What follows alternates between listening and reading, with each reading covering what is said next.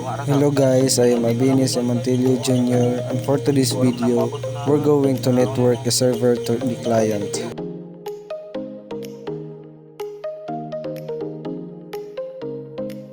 First step is set the IP address of our server.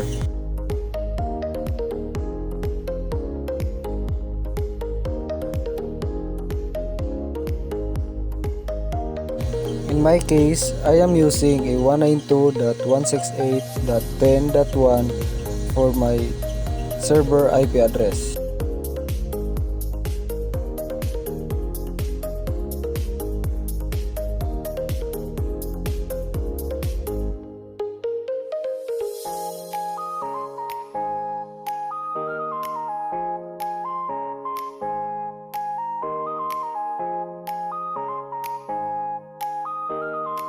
And then next, set up the IP address of our Windows 10 Pro client.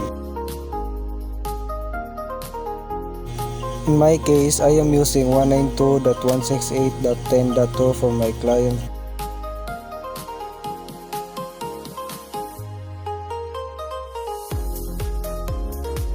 After setting up IP address, let's try to ping it.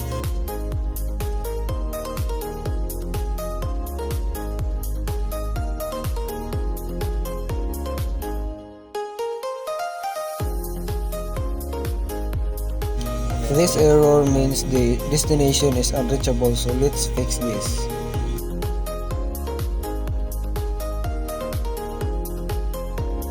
To fix it, let's use the bridge instead of NAT. And let's do it the same as the server.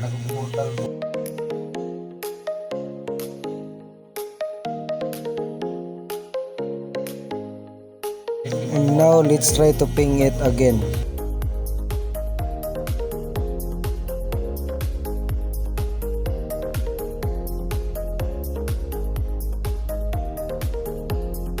That's it, we successfully pinged the server IP address.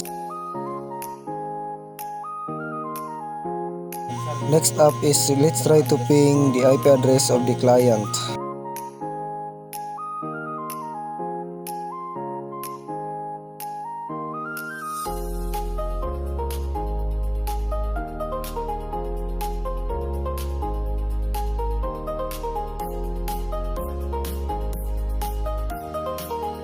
This error says that request timeout. To fix it, let's off the Windows firewall of the client.